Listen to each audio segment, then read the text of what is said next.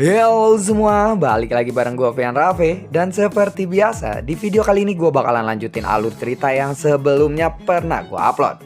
Dan gak kerasa gue juga udah sampai ke session 25 ya dari kelanjutan Battle Trog the Heaven ini. Tanpa banyak basa-basi lagi, yuk kita langsung check this out aja alur ceritanya.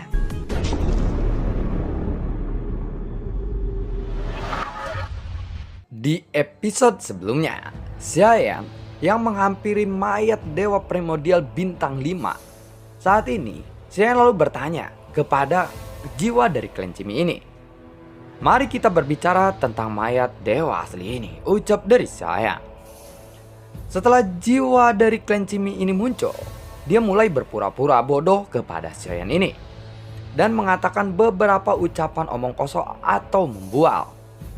Ini tentu saja menyebabkan hal Xiayan sedikit terangkat. "Apakah kamu akan terus berbicara omong kosong seperti itu? Kalau begitu, aku akan benar-benar membunuhmu. Dan kamu akan kehilangan kekuatanmu yang bisa untuk merebut tubuh itu," ucap dari Xiayan. "Baiklah, tunggu sebentar. Sepertinya aku mengingat sesuatu. Namanya adalah Taihe. Dia adalah dewa asli primordial bintang 5, ucap dari jiwa klan Cimi ini. Dia lalu menatap ke arah Xiayan dan berkata dengan serius. Xiayan lalu menatap jiwa dari klan Cimi ini. "Lain kali, jika aku menanyakan sesuatu kepadamu dan kamu terus berbicara omong kosong, maka aku akan langsung membunuhmu," ucap dari Xiayan. Mendengar itu, jiwa dari klan Cimi ini benar-benar merasa terhina. "Lalu kenapa dia bisa mati di sini?" tanya dari Xiayan lagi. "Aku juga tidak mengetahui banyak tentang hal itu. Ketika aku datang ke sini, dia sudah mati di sana," ucap dari jiwa klan Cimi. "Ya, lalu bagaimana kamu bisa mengetahui namanya?" tanya dari Xiayan lagi.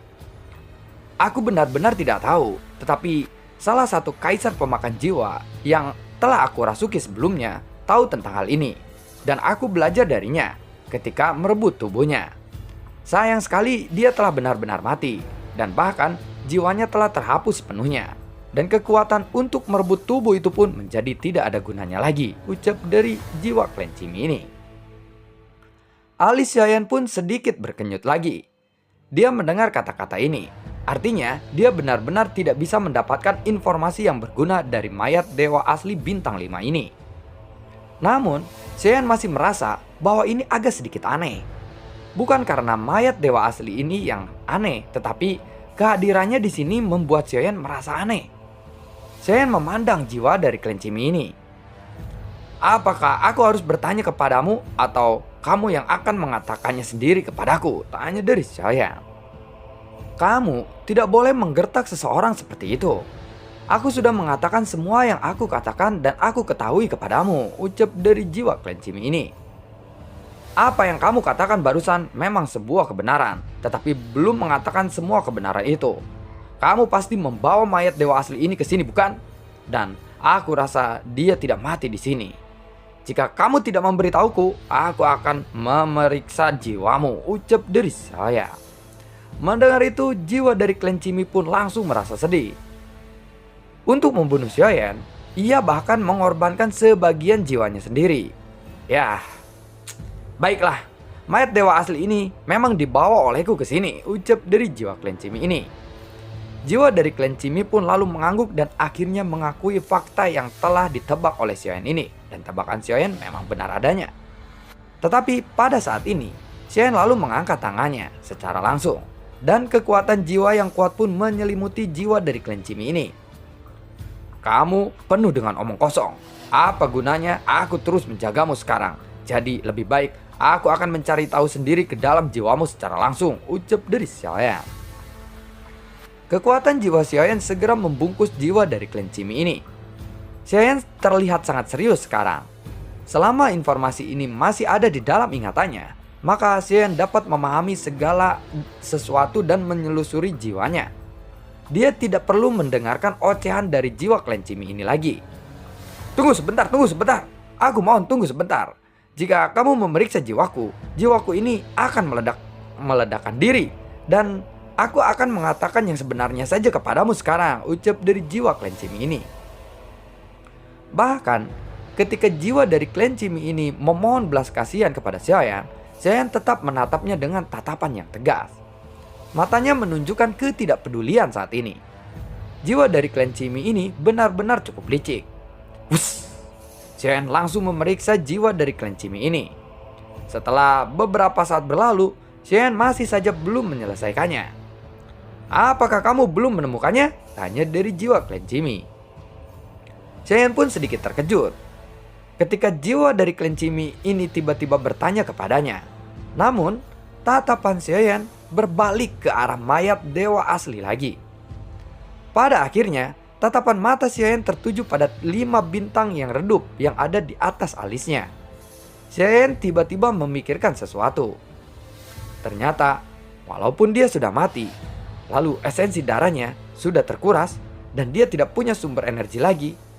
Untuk makhluk biasa, dia memang hanya seperti sebuah tubuh yang mengganggu atau membusuk saja. Tetapi ini adalah tubuh dewa asli dan masih ada kekuatan bintang yang agung di antara dahinya, ucap dari Xiaoyan. Setelah itu, jiwa dari klan Cimi diam-diam mengeluh di dalam hatinya. Awalnya, dia berpikir bahwa Xiaoyan tidak akan mengetahuinya. "Jika aku bisa menyerap semua kekuatan bintangnya, maka klon dewa asliku dapat langsung menerobos ke dewa asli bintang 5 dan itu cukup mengesankan," ucap dari Xiaoyan dengan terkejut. Jika ini masalahnya, maka klon dewa asli akan tumbuh menjadi lebih kuat lagi dan tidak tertandingi. Dengan cara inilah, ketika dunia Senki diserang, Xiaoyan akan memiliki kekuatan yang cukup untuk menghadapinya. Sial, dengan cara ini, dia akan menjadi sangat kuat. Bahkan jika aku masih memiliki klon, aku rasa aku tidak akan menjadi lawannya. Tidak. Aku tidak akan bisa membalas dendam ketika itu, gumam dari jiwa klan Cimi ini. Klan dewa asli sudah melayang di atas kepala dewa asli primordial bintang 5 ini. Seperti yang diharapkan oleh Xiaoyan, mayat dewa asli ini juga mengandung kekuatan bintang yang sangat luar biasa. Hal inilah yang sebelumnya tidak diketahui oleh Xiaoyan. Jika benar-benar seperti yang dipikirkan oleh Xiaoyan, dia dapat menyerap semua kekuatan bintang yang ditinggalkan oleh mayat dewa asli primordial bintang 5 ini. Dan bahkan jika klon dewa asli hanya dapat mencapai 3 bintang sekalipun, maka Xiaoyan tidak perlu takut untuk menghadapi seseorang kaisar langkah ketiga atau keempat immortality sekalipun. Bahkan untuk menghadapi Zhu Hao sekalipun, Xiaoyan masih memiliki peluang untuk menang. Xiaoyan pun tidak ragu-ragu. Klon dewa asli segera duduk bersila. Dan pikiran Xiaoyan pun langsung bergerak.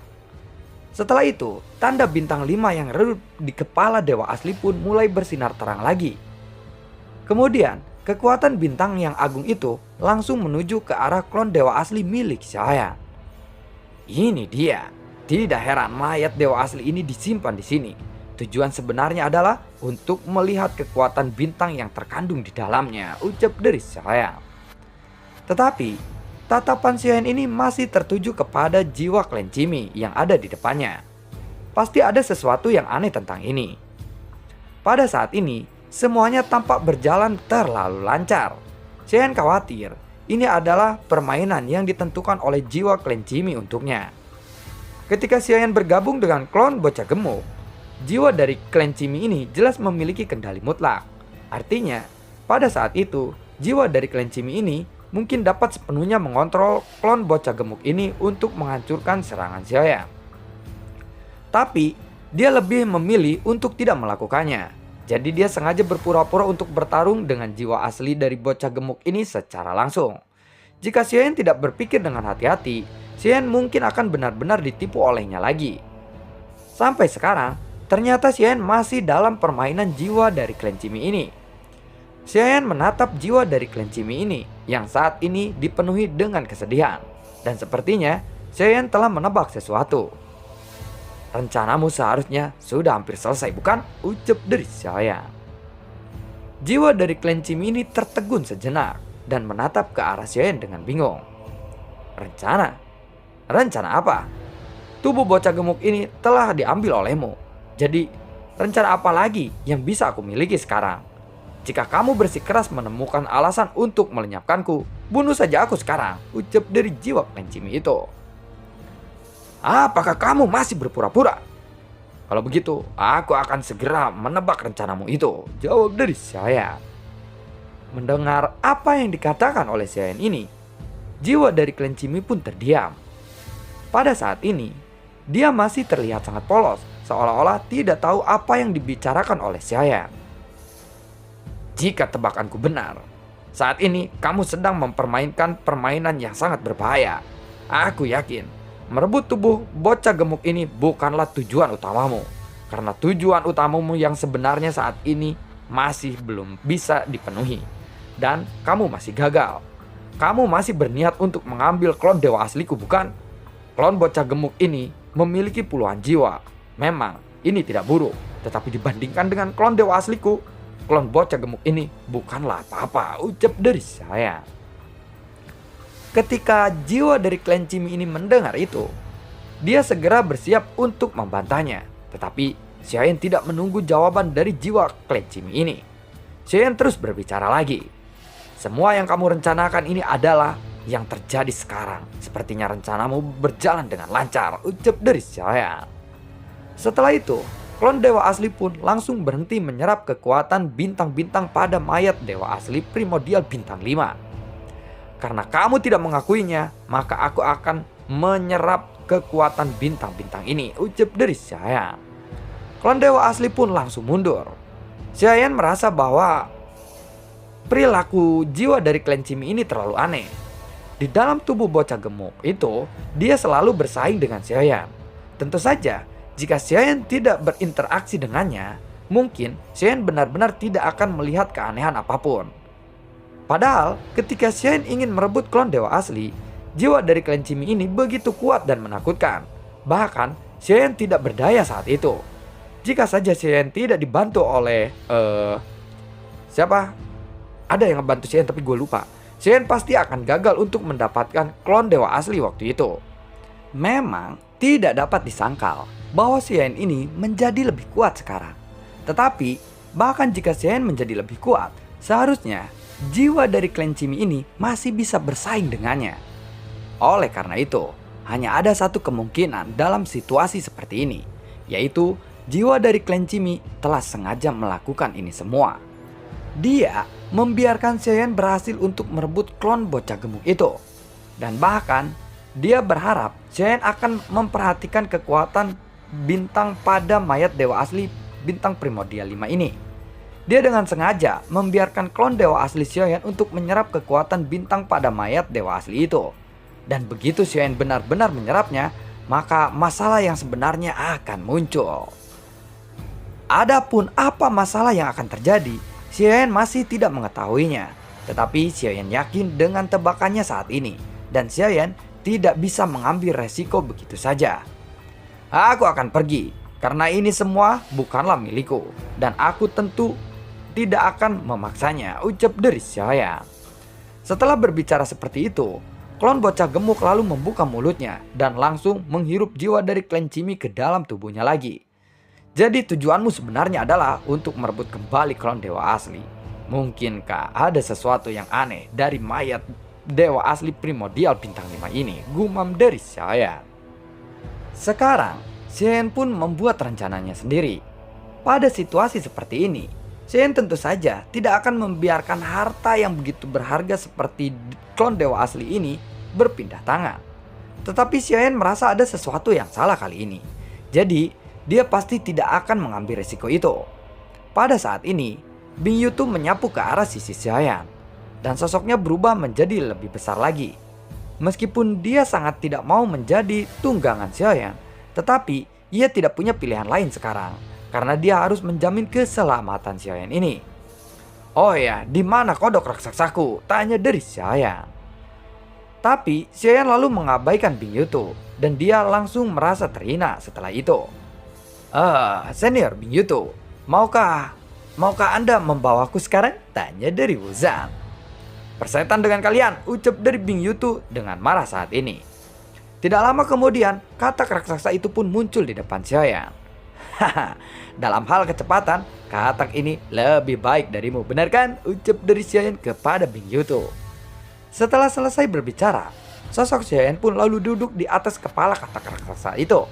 Dan sebelum Bing Yutu memarahi Xiaoyan lagi, katak raksasa itu sudah menghilang bersama Xiaoyan.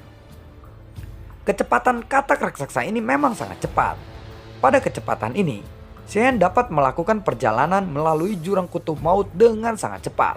Jika dibandingkan kecepatan raksasa ini, mungkin hampir sama dengan kapal interpitnya. Setelah beberapa saat, tiba-tiba ada sebuah kekuatan yang bersiul ke arah mereka di sekitarannya. Xiaoyan tiba-tiba terkejut, dan klon dewa asli dan juga klon bocah gemuk segera melindungi Xiaoyan saat ini. Namun, kekuatan ini bukan berasal dari serangan biasa. Ini seperti kekuatan tekanan yang tidak tertandingi. Oleh karena itu, Xiaoyan harus menggunakan teknik pembentukan kehidupan lagi kali ini.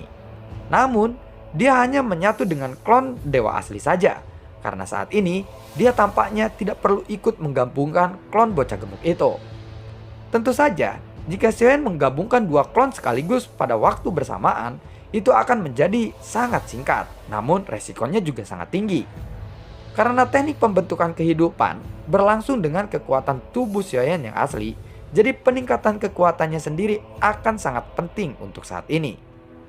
Jika tubuh Xiaoyan ini tidak cukup kuat, maka tidak ada gunanya Xiaoyan memiliki klon yang begitu hebat. Karena sebelumnya gue udah pernah jelasin, kalau Xiaoyan ini lebih kuat klonnya daripada tubuh aslinya sendiri. Dan itu bisa membahayakan tubuh asli Xiaoyan jika memang klonnya itu terlalu kuat, atau jenjang kekuatannya itu terlalu jauh daripada tubuh asli Xiaoyannya. Jika celah kekuatannya terlalu besar, maka teknik pembentukan kehidupan tidak lagi dapat digunakan. Namun, mungkin malah membahayakan tubuh asli Xiaoyan sendiri. Tetapi, pada saat ini, tubuh katak raksasa itu tiba-tiba membengkak dengan cepat. Dan Xiaoyan menyadari bahwa katak raksasa ini ingin membantunya. Namun, semuanya sudah terlambat. Buar, katak raksasa itu pun tidak tahan dengan tekanan sekuat ini. Dan setelah seluruh tubuhnya membengkak, hingga batasnya, dia pun meledak dan mati. Xiaoyan pun terkejut, dan dia merasakan amarah di hatinya. Amarahnya tiba-tiba melonjak. Dia awalnya ingin membawa katak raksasa itu kemanapun dia pergi. Setidaknya, untuk sementara waktu, dia bisa menjadi tunggangan Xiaoyan. Namun, kali ini katak itu telah benar-benar mati. Karena jika dibandingkan dengan Bing Yutu yang sangat membenci Xiaoyan, tentu saja menunggangi katak raksasa ini terasa lebih damai dan tenang. Dan juga, katak raksasa ini jauh lebih cepat daripada Bing Yutu. Namun, katak raksasa ini pun telah dilenyapkan oleh sebuah tekanan yang tiba-tiba muncul. Xiaoyan pun tiba-tiba mengkerutkan keningnya, dan dia segera melihat ke arah sekelilingnya. Tetapi pada saat ini, Xiaoyan merasakan kejutan di hatinya. Dan ketika dia mengangkat kepalanya, tiba-tiba dia melihat sebuah bayangan besar yang menyelubungi dia di seluruh kabut hitam ini. Dan ketika Xiaoyan benar-benar melihat bayangan itu, dia merasa lebih terkejut lagi. Karena pergerakan bayangan itu sangatlah cepat. Xiaoyan pun melesat mundur dengan kecepatan yang sangat tinggi. Karena bayangan hitam besar ini yang dilihat oleh Xiaoyan bukanlah sebuah makhluk hidup. Dia bukanlah manusia ataupun binatang. Namun itu adalah sebuah pulau terbesar yang bergerak dengan kecepatan yang sangat mencengangkan. Seharusnya tidak seperti ini. Bukankah Wuzhan mengatakan bahwa pulau-pulau ini bergerak lambat? Tapi bagaimana mungkin mereka bisa bergerak begitu cepat sekarang? Ucap dari Xiaoyan dengan terkejut. Namun pada saat berikutnya, pupil mata Xiaoyan pun tiba-tiba menyusut lagi. Karena ketika Xiaoyan menoleh, dia melihat bayangan hitam besar yang datang dari segala arah di sekitarnya. Buar, buar, buar. Dan lalu bagaimanakah kelanjutan ceritanya? Nantikan video gue berikutnya dan semoga sehat selalu untuk kalian. Dan ternyata pulau-pulau di sini bergerak entah kenapa menjadi sebuah formasi atau menyerang Xiaoyan. Nantikan video gue berikutnya dan semoga sehat selalu untuk kalian. Gue juga tidak lupa untuk selalu ucapin terima kasih banyak buat kalian yang sudah mendukung channel ini dari dulu hingga saat ini. Dan gue juga selalu ucapin terima kasih banyak buat kalian yang sudah mensupport channel ini lewat link Saweria di bawah kolom deskripsi. Sampai ketemu lagi di video gue berikutnya. Assalamualaikum dan sampai jumpa. Dadah.